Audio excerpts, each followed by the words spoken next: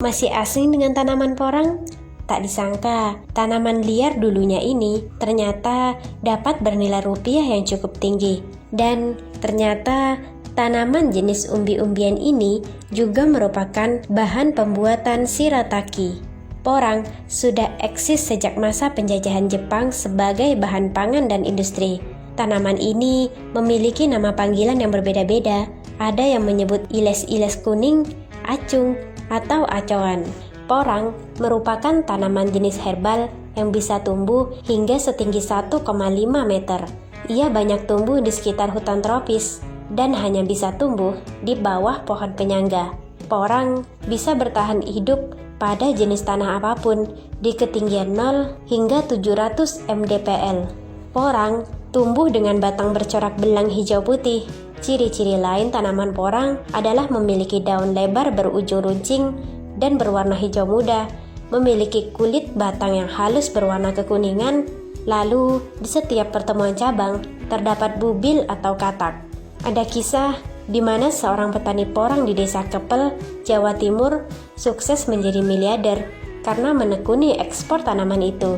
Popularitas tanaman ini pun kian meningkat, mengingat porang juga memiliki banyak sekali manfaat. Porang memiliki nilai yang strategis dan peluang besar untuk dikembangkan serta diekspor. Bahkan pada tahun 2018, ekspor porang tercatat mencapai 250 ton dengan nilai ekspor sebesar kurang lebih 11,3 miliar ke negara Jepang, Vietnam, Cina, dan Australia. Jika memiliki keuntungan yang besar, tentunya porang memiliki banyak manfaat pula.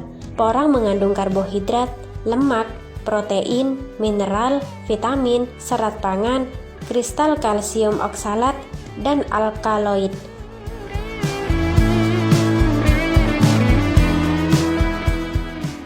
Porang banyak digunakan sebagai bahan baku tepung, penjernih air, kosmetik, pembuatan lem dan jeli yang beberapa tahun terakhir diekspor ke negara Jepang. Salah satu kandungan terbesar di dalam porang adalah glukomanan yang merupakan serat alami dan larut dalam air. Glukomanan biasa digunakan sebagai emulsifier dan pengental pada bahan makanan. Selain itu, porang juga disebut-sebut bisa digunakan sebagai bahan dasar pembuatan lem yang ramah lingkungan dan komponen, serta dapat pula menjadi komponen untuk pesawat terbang. Namun, kandungan asam oksalat dan kristal pada porang bisa mengakibatkan rasa pahit dan gatal, sehingga porang harus diolah dengan baik dan benar sebelum menjadi bahan pangan. Biasanya, porang dimanfaatkan untuk membuat konnyaku dan mie shirataki yang terkenal di Cina, Jepang, dan Taiwan. Manfaat lain tanaman porang ternyata bisa membantu untuk menurunkan berat badan dan menjaga kesehatan. Harga tanaman porang sendiri dapat mencapai 10.000 per kilogram dan cukup mudah ditanam dan dibudidayakan. Untuk budidayanya sendiri, setelah mempersiapkan lahan, lalu tanah yang akan ditanami porang digali. Jika semua itu sudah dilakukan, dilanjutkan dengan pembuatan terasering berbentuk horizontal. Kemudian, siapkan bibit biji. Saat masuk ke penanaman, atur jarak tanam antar porang hingga 60 cm. Jarak tanam bertujuan untuk mendapatkan umbi yang besar dan berat yang baik. Ketika bibit sudah tumbuh dan masuk masa pemupukan, siram dengan pupuk organik dari daun-daun kering. Penanaman porang sendiri harus di lahan terbuka, tidak ada rimbunan pohon, karena akar pohon sangat mengganggu perkembangan umbi. Memang, porang masih tetap bisa tumbuh, tetapi umbi tidak akan membesar karena terhimpit oleh akar-akar kayu. Pada waktu musim kemarau, batang porang akan mengering, tapi umbi yang masih di dalam akan tetap hidup. Saat musim hujan tiba, maka umbinya akan bertumbuh kembali. Gunakan pupuk organik atau pupuk kimia. Umumnya, tanaman ini tidak terlalu membutuhkan pupuk anorganik untuk berkembang secara maksimal. Tanaman porang biasanya mulai berkembang setelah 5 bulan.